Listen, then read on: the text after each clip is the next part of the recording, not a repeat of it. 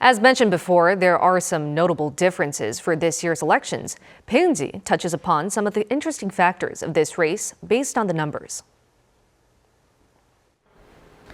The general election is South Korea's biggest political event this year. You might be wondering how it works and what's different in 2024. Let's take a look at the election by the numbers. The voting age in South Korea is 18 after the country lowered the age limit from 19 in December 2019.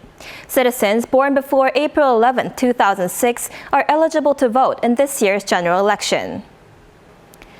This means more than 44 million Koreans will be heading to almost 15,000 polling stations across the country that'll be open from 6 a.m. to 6 p.m.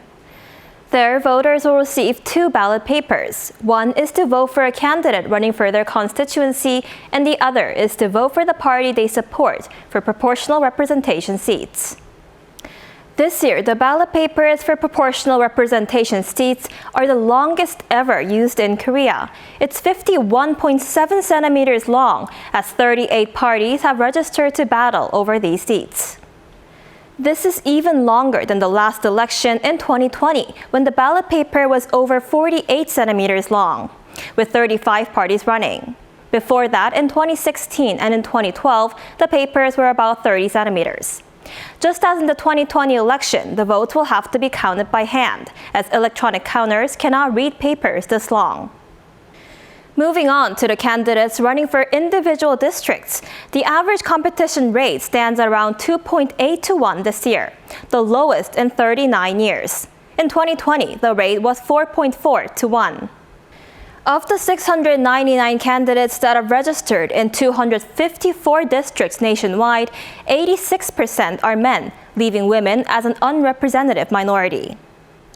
The average age of the candidates is 56.8, 2 years older than in 2020. Those in their 50s took up nearly half of the candidates, followed by those in their 60s and 40s. The youngest candidate is 28 years old, whereas the oldest is 85, born in 1938. By job, 65% of the candidates were professional politicians, 8% were attorneys, and 5% were professors or educators.